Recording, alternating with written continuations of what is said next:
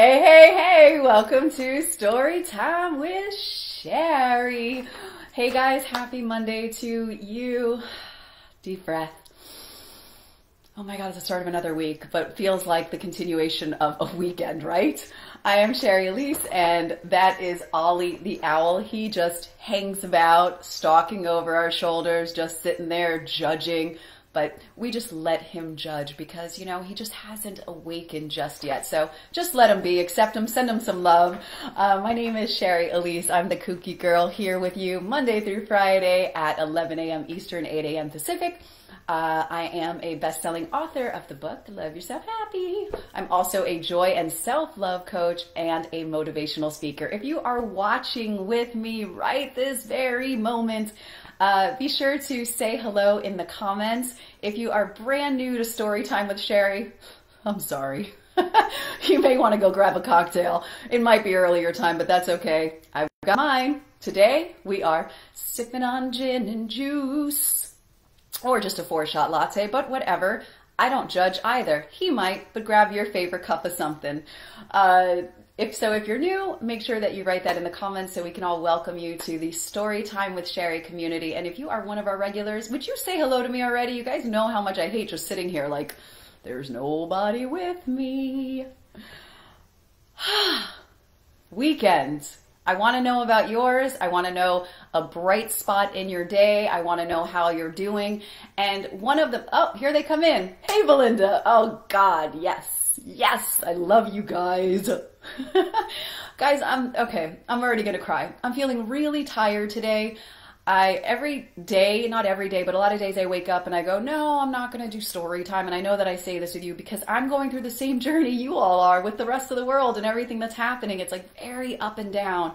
And I sit there, I do my own work. I put my hands on my heart. I ask God, what's the message? So anyway, I'm rambling already, but I go through all of this and then I say, just show up.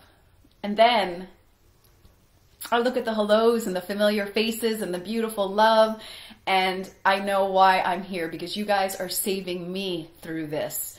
There are days that are really just seem normal, right? Days that feel like, oh, it's just another day. You know, I'm coaching clients. I'm here with you, although this isn't always normal. I'm doing the work that I do, events and everything. And then there's other days that I'm like, what the F is going on, right? And so just to have this normalcy, this story time with you means everything to me. So I would love to know, guys, right now, I just want to do a pulse check. We've been doing these for almost a month, if you can believe it, every single day. And we're always checking in with how each one of you are doing. And I know that things for some of you, people that I speak to, have gotten really used to this right now, and this has become your new norm. Others are maybe more anxious than before. So I'd love for you to just check in and let me know how it is that you are actually doing. Thank you, Chrissy. So for those of you who are just joining, welcome to Storytime with Shari. We're like 5-year-olds here. We've got our sign that I made in kindergarten, and we've got Ollie the owl. And today, okay, I'm not going to lie. Today, I planned on reading from Big Magic, but I woke up today and it said, no, read back from Love Yourself Happy.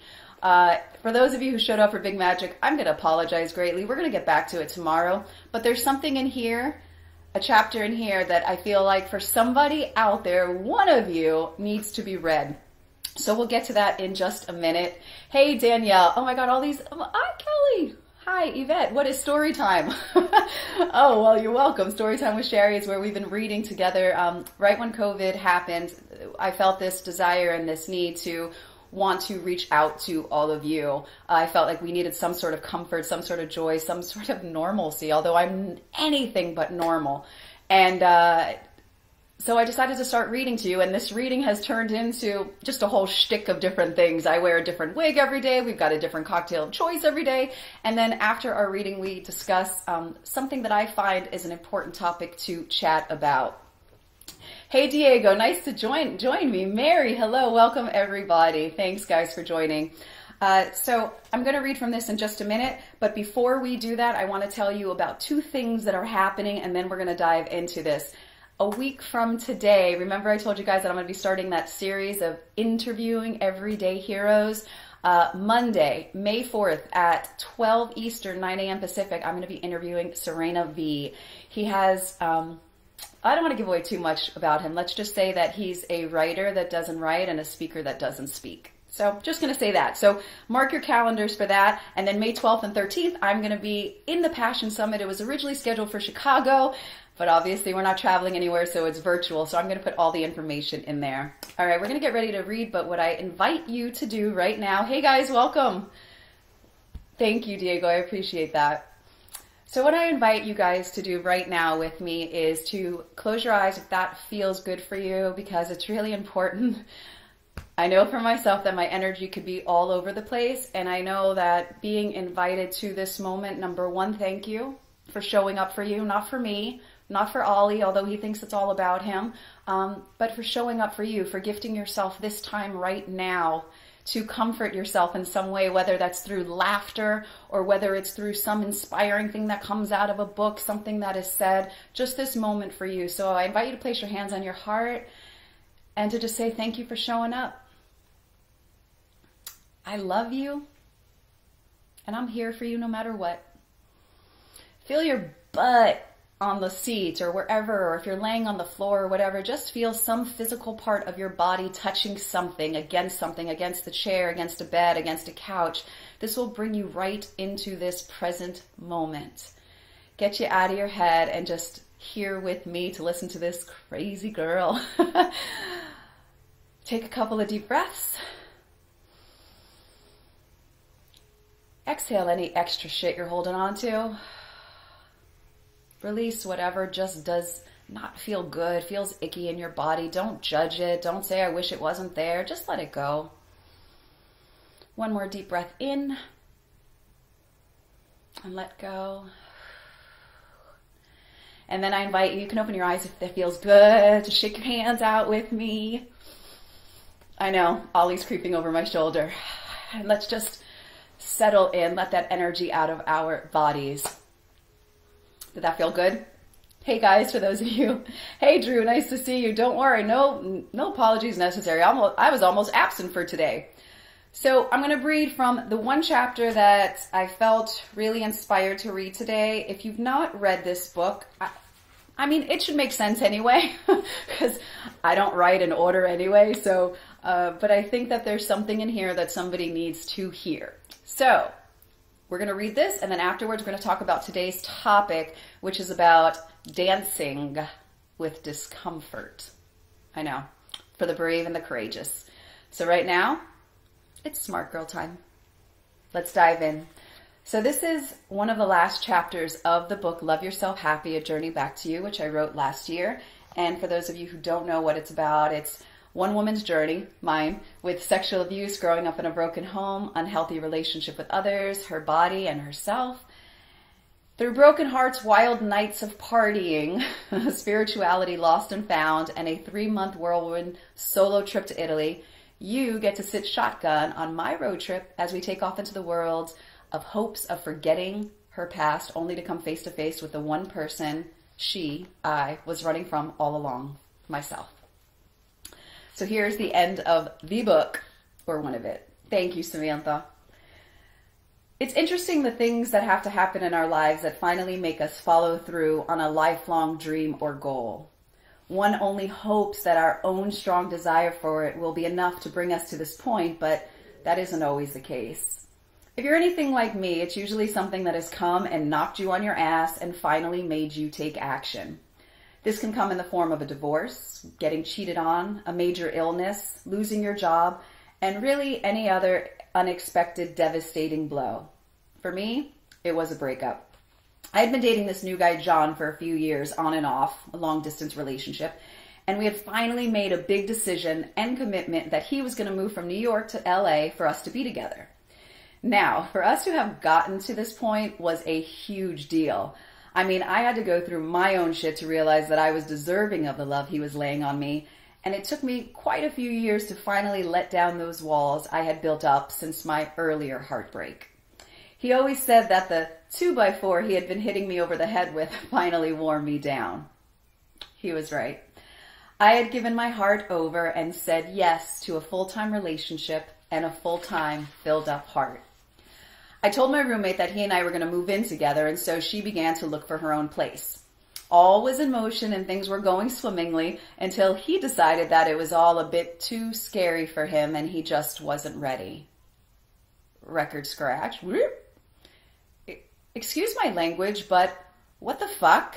You are not ready? You've been chasing me for close to 5 years and I finally give my heart over and you are scared? It felt like me, and especially my heart, had been thrown out to sea, left floating out there all alone, and nobody could hear my screams. So this decision of his to not come to Los Angeles ultimately began the breakdown of our relationship.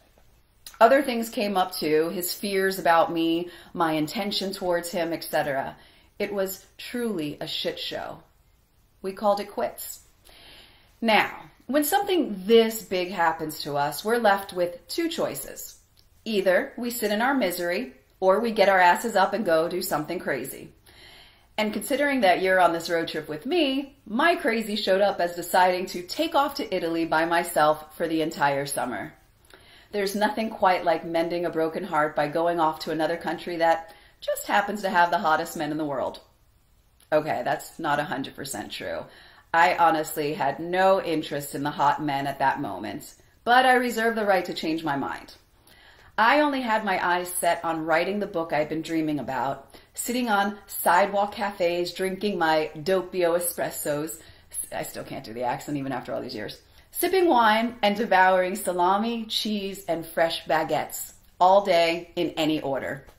Since I had nowhere to live and no reason to be in LA, this made perfect sense. So I quit my job of 14 years, sold my car and all my furniture, and put what personal items were left in a 5x5 storage unit, and off I went. I traveled with my broken heart in tow, but with my big dreams leading the way. Arrivederci, Los Angeles. Ciao, Italy. 4 months later, I found myself on an airplane to a small little village in the Tuscan countryside, ready to write and heal. Credit goes to the movie Under the Tuscan Sun for this decision-making. I even dubbed this adventure Heal, Write, Love. Credit goes to Elizabeth Gilbert for this decision-making. I chose this quaint, tiny town because I wanted to be by myself. I wanted to go on a solo adventure. Truthfully, I just wanted to be as far away from people as possible, and the idea of rolling hills, endless bottles of wine, train rides, and sidewalk cafes to write my memoir seemed to breathe through my every thought. So I just went with it. What followed that summer was nothing like the movie I had envisioned, yet everything that it was supposed to be. Often in our lives, we go with all of these expectations and wants, and what shows up is usually everything but that. I didn't write the book I was intending to. I didn't enjoy being alone all the time, and I didn't stop thinking about him. As a matter of fact, we kept in touch that summer, but that's another story for another time. There were moments of complete and total loneliness. There were moments of doubt about myself and what the hell I was doing there. There were days of complete boredom with nothing to do but watch ant assembly lines. But what I came to find out was that loneliness, self-doubt, and those ants were everything that I needed to experience. You see, I had spent my entire life being surrounded by people, filling my days and nights with parties and distractions and goings. I never had an opportunity to sit with myself and my feelings and to just be with me. Does that sound familiar, by the way? Collective pause. I had spent so many years running from my truth and myself that this complete cutoff from even knowing the language and having anyone to communicate with forced me to sit deeper with myself. Sitting and watching those ants was an opportunity for me to be fully present, to get out of my head, my expectations, and my need to always be doing and achieving. In the stillness of that summer, I discovered that I loved lampposts. I began a love affair with my once arch nemesis, tomatoes. I indulged in gelato every single day without an ounce of guilt. I discovered that I love the smell of old churches, so I visit them as often as possible, and I'm Jewish. I was finding me. If you remember back when we started this trip together, I told you about the encounter I had with that very sassy 7-year-old on top of that vortex in Sedona. I shared with you a little about how our conversation and the way that we left things. More importantly, I shared with you how I left her. Now that you and I are official road dogs, pals, I want to share with you a bit more about that conversation that I had with her. As we sat together, thank you, by the way, for all those rocks, and thank you, everybody, for joining. As we sat together leaning up against those red rocks, I said to her, I love you, and I always will. And I am so sorry for what happened to you, but I can't keep protecting you and hiding you away to try to keep you safe. I can't keep worrying about you and not taking care of me. I then told her that it was time for her to go off on her own and take care of herself, and it was also time for me to do the same. Now, if you recall, I mentioned to you that when I left, I still felt like something was still missing. Something didn't feel quite right on that drive back to LA. While I sensed that I felt a bit lighter, there was something that was still off. But I did what I do best and tucked it away, that uncomfortable feeling, hoping for it to just disappear. And as you've probably witnessed in your own life, things don't just go away. If it's meant for you to heal, it will return again and again. Pushing your emotions and feelings down does not keep them hidden for long. The best thing that you and I can do is choose to face them head on. The quicker we do that, the less crap we carry around. On one of my last days in Italy before returning to the States, I was visiting my favorite church in Florence, San Miniato el Monte, in the very early morning. I love to watch the morning sun peek through the beautiful stained glass window in the back of that church. I love the sound of the old floors creak as I walked upon them. When it's this early, nobody's there, so you can hear every sound that the old building makes. And at times, if I listened closely enough, I could hear the old church speaking to me. On this morning, though, the church didn't speak to me. God did. There I was with my eyes closed, feeling the warmth from the sun through my favorite window, when I heard really clearly, you weren't supposed to leave her. You were supposed to love her. My eyes popped open and I literally gasped. It was as if somebody had just socked me in the stomach with the truth. I knew exactly what was being told to me. The message. I hadn't even been thinking about Sedona. That moment, those years ago, I was just simply taking in the last moments in my favorite church, wanting to hold on to all of what I experienced these past few months. And there it was, a truth bomb like I had never heard one before. There was no doubt that this message, this church, this trip, this heartbreak, all of this had led me to this moment and this truth. There was no doubt that my 7-year-old self that I had separated from decades ago had shown back up in Sedona to reunite with me, to make me whole again. That was what I had been feeling on the drive back home from Sedona. The reason why that I felt like something was missing was because there was something missing. I left her sitting up there in her camp clothes on that mountaintop. I walked away from her when all she wanted from me was for me to love her again. She just wanted me to be there with her, to take care of her and to not hide her or leave her. She just wanted me to truly open my arms to her. This has gotten long, so I'm just going to stop that right now. The chapter's not over, but I just wanted to leave you with that because I already understand. Hey guys, welcome everybody. I already understand why I was asked to read this to you today. Because as you guys know, for those of you who are showing up for Big Magic, I'm sorry, we will get back to this tomorrow. But this came because right now, each of us, you and I, in this moment, in this time and space and place in time, we're being asked to dance with discomfort. What does that mean? We can all continue to resist everything that's happening, every single invitation that we're being called to right now, or we can embrace what is happening. But all of you know that the more and more you resist, you will not find the gifts in this.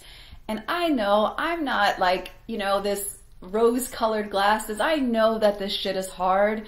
I know that what you once knew, that comfortability, that routine, that security is no longer there, and what's before you seems like this cavern of darkness of what you don't recognize. But I also know that there is beautiful ground beneath your feet that is just inviting you to create something with it, fertile ground, that you and I are each being given this opportunity to create something new. And I also believe, more than anything, that you and I have called this forth. The world has called this forth. There were parts of your life before that you were not satisfied with, some discomfort, something that you wanted to change. And now we have this opportunity amidst all of the chaos, or amidst this unfamiliar, to make that change. And it doesn't mean that it's easy, but it does mean that it's meant for you.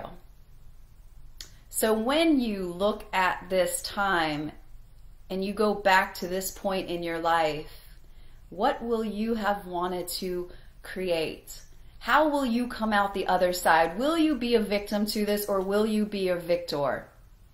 You and I, each of us, have this choice right now to continue to show up, to continue to do the dance, to embrace the darkness, to love it just a little bit more and say, I'm here, I'm open, show me, what can we do? How can we be in this together? How can I love myself just a little bit more? How can I love somebody else just a little bit more? How can I take better care of the planet? How can I take better care of myself? How can I create dreams for myself? How can I just show up today just a little bit stronger than yesterday? That's what each of us have the opportunity to create and to do and to be a part of it. So when you feel the ground beneath you, and it feels scary and dark and cavernous, I invite you to look at it with curiosity. And this might sound weird, but to put your hands in the dirt and say, all right, this is fresh, this is new. What can we do? What do you want to be? How will I move through this and grow and be better? Yesterday you see me keep closing my eyes because I'm feeling very internal and reflective today. And yesterday I was part of this amazing event from the Wellness Universe, and I invite you all to watch it. It's recorded. It was free. And from our greatest pain comes our greatest growth. And none of us want to have to be in pain to grow. And we get to choose the kind of pain, meaning how much we're going to suffer through it or how much we're going to grow through it. But it's in those moments where who we are really shows up. It's in those moments where you can dig deep and really see what you're made of. It's in those moments that you can truly connect with yourself. You can connect with source. You can connect with anything that feels like it's a part of you. But you have to be willing to stop and take a look. In this book, I wasn't ready in Sedona when my 7-year-old self showed up. I was like, nope, gotta go, love ya. But in that church in Italy, I heard the voice and I said, shit, I wasn't supposed to be running from myself my entire life. I was supposed to be turning and facing her. And right now, you and I are supposed to be sitting in this time and facing ourselves. And you know, up to this point, I have not preached about this. I have said, find your own path, understand it, be okay with it. And I'm still saying that. But now I'm pushing you just a little bit. I'm pushing you off with your wings. I know you have your wings. And I'm saying, look, seek. I don't know when any of this is going to change. And I know, by the way, I'm on a soapbox right now and I'm not looking at the comments, but I'm feeling the juice. Sipping on gin and juice.